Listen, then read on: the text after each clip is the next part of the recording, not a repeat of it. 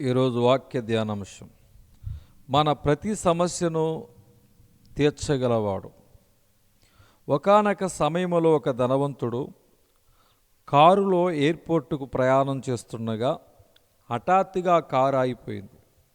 వెంటనే ఆ డ్రైవర్, అయ్యా కారులో ఏదో సమస్య వచ్చింది, దయచేసి 2 నిమిషాలు ఆగండి అని చెప్పి బాగు చేయటం మొదలుపెట్టాడు. 2-3 అలా 10 నిమిషాలు అయ్యింది, కానీ కారు బాగుపడలేదు. కానీ ఆ ధనవంతుడు ఎయిర్పోర్టుకు వెళ్ళవలసిన సమయము ఆసన్నమవుతుంది.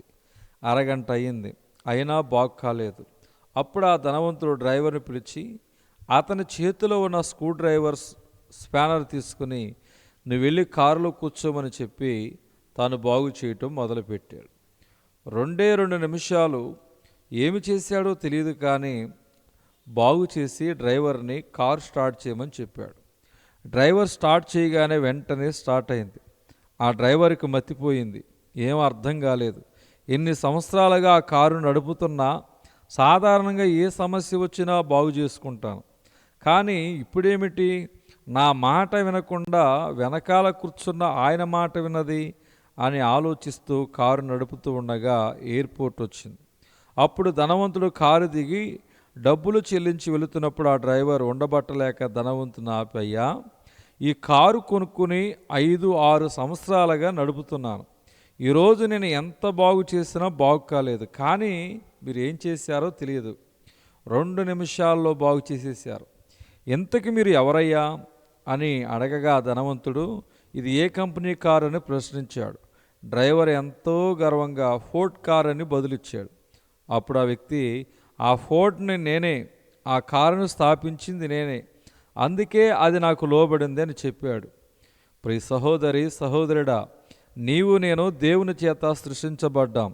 మన జీవితంలో ఏ సమస్య వచ్చినా మనము చెప్పుకోవలసింది మనల్ని సృష్టించిన సృష్టికర్తకి.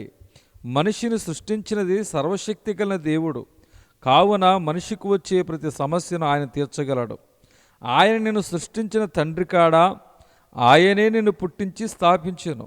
ద్వితీయోపదేశకాండం 32వ అధ్యాయం 6వ వచనంలో చూస్తున్నాం. నీ అనారోగ్యాన్ని బట్టి, నీకున్న ఆర్థిక సమస్యలను బట్టి, నువ్వు కలిగిన కుటుంబంగా సమస్యలను బట్టి విరక్తి చెంది ఉన్నావా?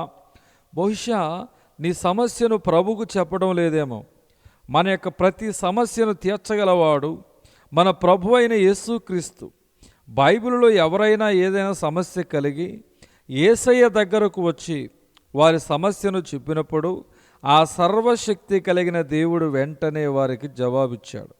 ఇక నుంచైనా నీకున్న సమస్యను బట్టి కృంగిపోక, ఆ సమస్య నుంచి విడిపించగలిగిన యేసుకు నీ సమస్యను అప్పగించి ప్రశాంతంగా జీవించమని మనవి చేయుచున్నాం.